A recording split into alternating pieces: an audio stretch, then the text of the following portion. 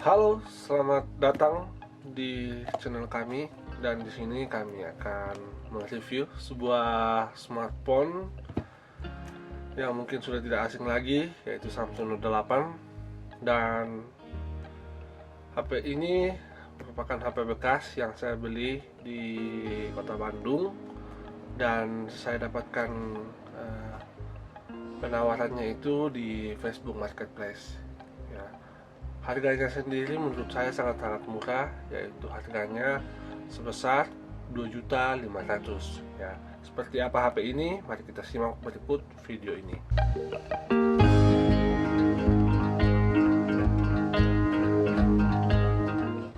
Oke teman-teman,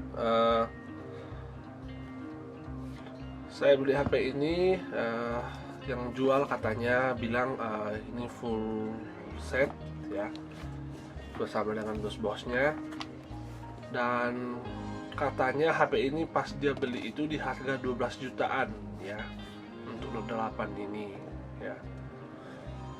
Dari bos-bosnya sih menurut saya ini memang kesannya sangat premium ya, sangat-sangat premium. Dan di sini saya melihat juga bahwa ini adalah buatan Indonesia, yaitu berarti ini Shine, dan ini warnanya adalah midnight black ya, atau warna hitam.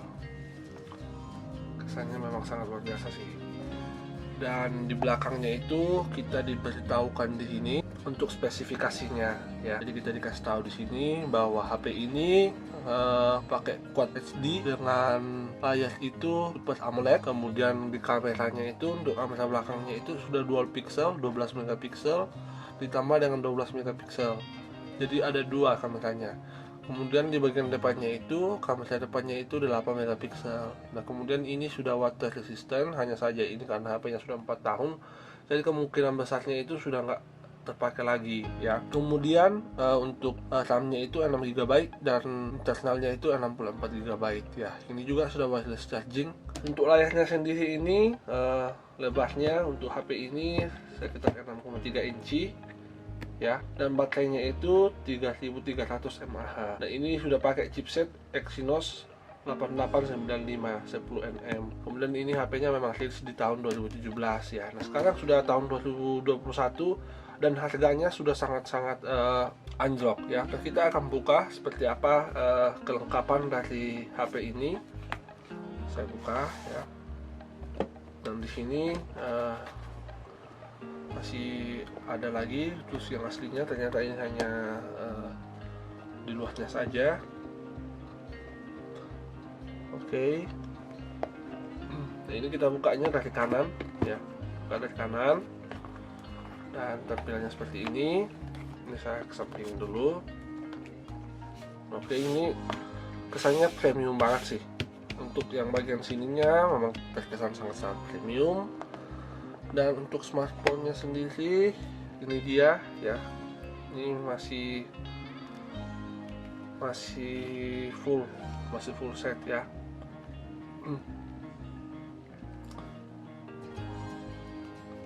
Oke, kita taruh dulu.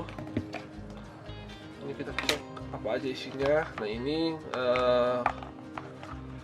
casannya ya, ini 5 volt 2,0 ampere. Kemudian ini sudah 3.0 ya, 3.0. Jadi ini casnya lebih kencang ya. Saya kalau ngecas itu sekitar 1,5 jam sih, dari 10% biasa ya, sekitar 1,5 jaman ya. Nah, ini isinya di dalam, kita lihat bagaimana isinya. Oke, ini dia. Oh, ini kartu garansi ya, kartu garansi. Ini kartu garansi ya, garansi resmi, ada nomor serinya. Kemudian ini nota pembeliannya. Nah, ini dia nota pembeliannya. Itu harganya itu pas keluar dulu harganya 12.500.000. Sekarang HP ini harganya hanya 2.500.000. Nah, apa minusnya? Nah, mari kita lihat sama-sama minus HP ini sendiri ya. Minusnya itu hanya sederhana menurut saya ya, nggak terlalu mempengaruhi. bagi saya ya, nggak tahu bagi teman-teman apakah itu akan sangat berpengaruh ya. Saya akan di sini akan memberitahukan apa minus dari smartphone ini. Oke, nah ini dia minusnya. Kalau teman-teman perhatikan, layarnya ini sudah ada goresan ya untuk layar bagian depannya ya. Kalau yang LCD bagian dalamnya sih nggak bermasalah ya. Ini kalau diganti ini, kalau kita bisa ganti sendiri itu sekitar 80.000 ya, 100.000 lah kalau kita bisa ganti sendiri. Cuma saya nggak ganti karena nggak terlalu berpengaruh bagi saya ya. Kemudian dari layarnya ini menurut saya memang HP ini sangat-sangat premium dan flagship dari tampilannya ya. Dia di sini untuk layarnya itu halus, baik sebelah kiri maupun sebelah kanan ya. Ini cekung, jadi nyaman banget saat digenggam. Apalagi orang seperti saya yang tangannya cukup gede ya. Ini lebarnya menurut saya sangat enak untuk digenggam. Kemudian kalau kita lihat di bagian bawah ini ada untuk tempat jackpot ya, untuk dengerin musik pakai headset. Kemudian di sini untuk chargernya, ini speakernya, dan ini adalah SP-nya ya. Jadi ini SP-nya ada ya, dan bisa kita pakai jika kalau kita mau. Dan di sini adalah tombol on off-nya di sebelah kanan. Nah di sebelah kirinya itu dia ada tombol Exynos. Kemudian saya kurang ngerti ini fungsinya buat apa ya. Kalau saya nggak salah ini dipakai untuk nyari produk dengan cara kita memotret gambarnya ya, kalau saya nggak salah. Nanti teman-teman komen aja kalau misalkan salah. Nah ini tombol volumenya ya. Dan di bagian atasnya ini yang menurut saya cukup unik, tempat dari SIM-nya ya, SIM injector. Jadi kita kalau mau pasang kartu kita harus buka ini ya. Dia di bagian atas sebelah kiri, cukup unik menurut saya. Nah ini kameranya yang 8 megapiksel tambah 2 megapiksel. Kemudian ini di sebelah belakangnya ya, itu kaca. Cuman ini minusnya kalau kaca ya, ini sensitif banget terhadap tangan, sehingga kalau kita pegang kayak gini aja ini kayak kesannya kayak kotor gitu ya. Ini dia, dan ini kameranya 12 megapiksel, ini juga 12 megapiksel, dan ini fingerprintnya di sebelah kiri ya. Kalau seperti ini ya, cukup nyaman. Setelah saya pakai sempat kesulitan di awal-awal, setelah 2 hari 3 hari juga kembali nyaman gitu untuk fingerprintnya ya, nggak ada masalah. Nah saya mau aktifin HP-nya ya, kita lihat sama-sama. Galaxy Note 8 ini saya dapat di marketplace Facebook. Bagi teman-teman yang tertarik untuk membeli HP flagship dengan harga yang murah, saya sarankan cari di Facebook di marketplace, kemudian cari yang di sekitar lokasi Anda, dan usahakan itu ketika kalian ingin mengecek barangnya itu bersama dengan teman yang benar-benar mengerti smartphone ya. Jadi kemarin itu saya ngecek smartphone ini bersamaan dengan teman saya ya, sehingga saya tidak takut-takut lagi untuk membeli smartphone ini ya. Bagi saya ini cukup murah karena untuk HP-HP zaman sekarang walaupun harganya banyak yang 2 jutaan, itu nggak akan menyamai performa dari HP ini ya. Ini kencang banget untuk multitasking, sangat-sangat kencang.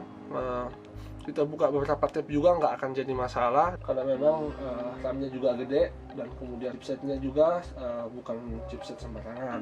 Nah, kemudian di sini yang mungkin kurangnya itu di bagian baterai ya. Jadi HP ini baterainya itu bagi saya cukup boros ya untuk 2021. Dibandingkan dengan smartphone lain, dia ini masuk ke dalam kategori boros ya. Apalagi kalau mau dipakai seharian, dia paling tahan itu sekitar 6 jaman lah. Kalau dipakai secara insentif, artinya dalam 1 hari itu saya bisa ngecas 2 kali. Jadi kalau saya pakai terus tanpa berhenti. Tapi kalau pemakaian biasa ya, hanya buka chat, kemudian buka sosial media sekali-sekali, dia nggak terlalu boros ya. Bisa 1 hari ya, tergantung pemakaian dari teman-teman sendiri. Oke, saya mau login dulu. Kemudian yang paling terasa di sini, yang kesannya paling flagship ini di bagian layarnya ya. Ini enak banget untuk dipakai menonton, teman-teman. Saya akan coba tampilkan ke kalian. Hanya saja di sini dia juga memiliki kekurangan ya. Ini coba saya putar videonya ya. Ini dalam kualitas 480 dengan 60 fps. Kemudian di standar HDR ya. Ini dia videonya, kualitas gambarnya.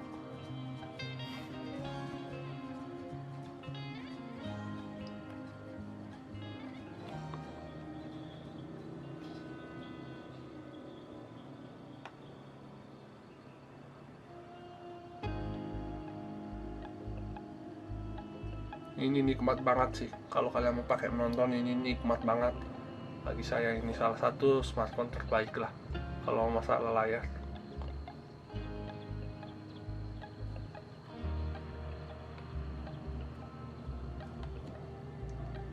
Oke, saya coba naikkan ke resolusi yang lebih tinggi ya, ke 720. Nah ini kalau pakai yang 720 dia agak lag ya. Saya nggak tahu sekarang gimana. Cuman tadi itu saya cobain, dia agak lag teman-teman kalau pakai yang 720. Oke.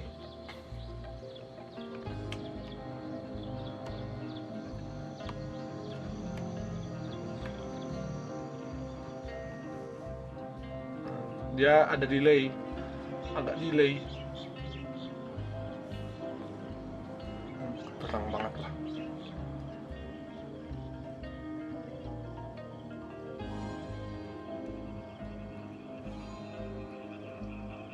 Oke, mungkin itu dulu untuk kualitas gambarnya. Kita kembali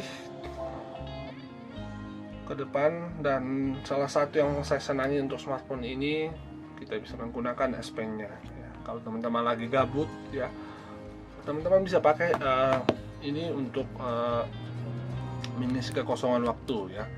Saya akan coba ya.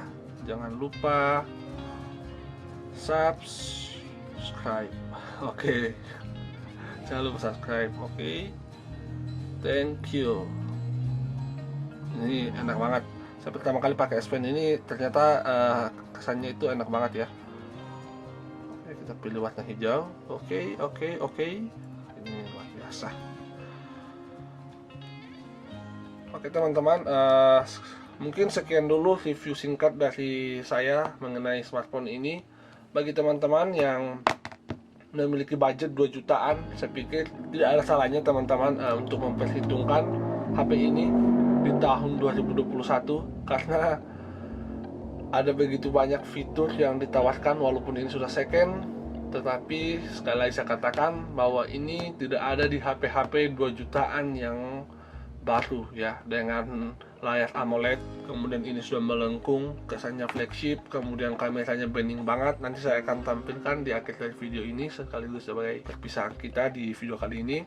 Kemudian juga sama videonya nanti akan saya tampilkan.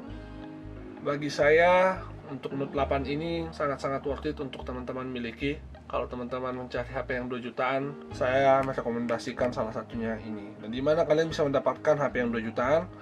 Kalau bisa kalian jangan datang ke toko-toko penjual HP, karena biasanya harganya cukup mahal kalau mencari yang 2 jutaan ya. Saya bukannya menyalahkan juga. Kalian itu carinya di Facebook Marketplace, tapi harap bijaksana dalam memilih smartphone bekas, apalagi di Facebook.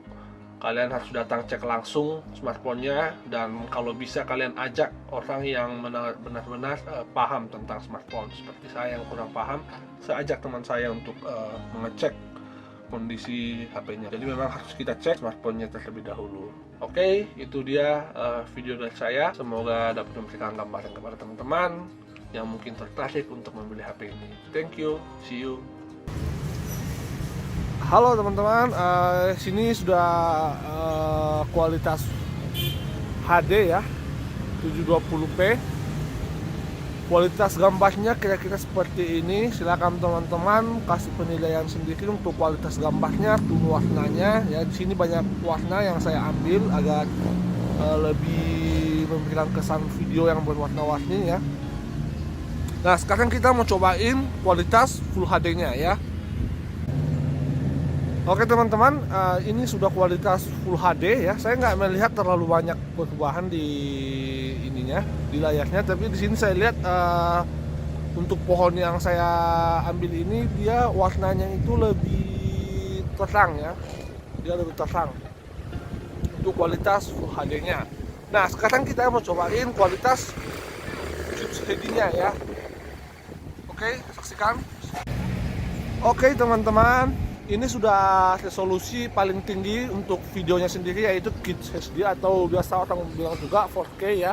Ini sama saja dengan kualitas 4K dan kualitasnya seperti yang teman-teman lihat di video.